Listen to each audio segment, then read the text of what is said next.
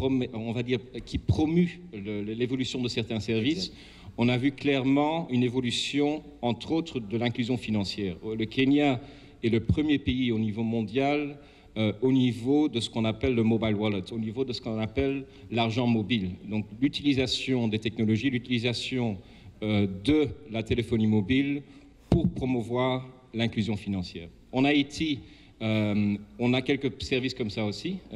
Actuellement, la Digicel a le service Mon Cash. Depuis maintenant 2015, nous avons pu générer une croissance énorme de ce service. Nous sommes déjà à presque 1 million d'abonnés de ce service.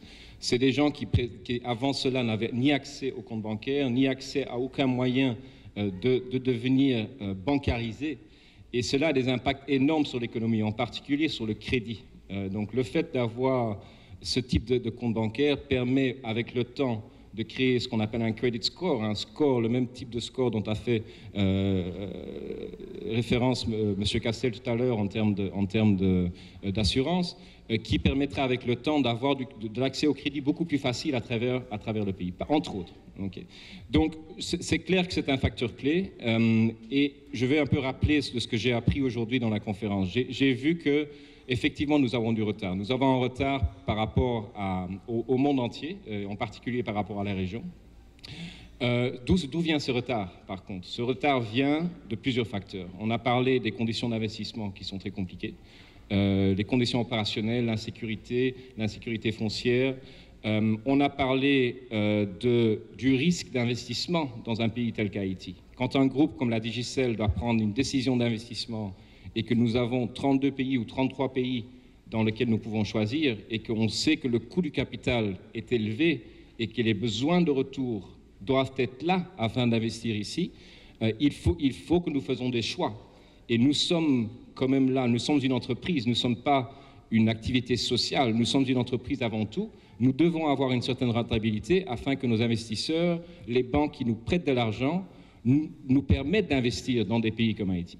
Donc, qu'est-ce qui va rendre cela possible? Et je ne vais pas monopoliser le microphone trop longtemps. C'est qu'on doit créer des conditions, on doit améliorer les conditions d'investissement. Nous ne pouvons pas du jour au lendemain améliorer les infrastructures. Nous ne pouvons pas, malheureusement, du jour au lendemain, alimenter le pays en courant. Ce n'est pas des choses qui se font en un an de temps ou en un mois de temps. C'est des travaux qui nécessitent on va dire des dizaines d'années, on va dire, par rapport à où on est aujourd'hui.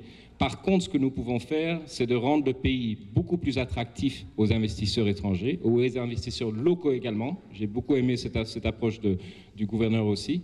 Il n'y a pas que des investisseurs étrangers, il y a des investisseurs locaux avant tout aussi, afin que, à travers ce type d'investissements qui vont venir d'autres fonds que nous n'avons pas comme pays aujourd'hui, on peut créer les fondations qui sont nécessaires pour le développement du pays. Et c'est là que c'est pour moi une des leçons clés de la journée d'aujourd'hui, c'est que nous devons être humbles et comprendre quels sont les moyens que nous avons comme pays et quels sont les amis, les vrais amis que nous avons besoin afin de faire le développement des TIC et d'autres métiers dans le pays en général.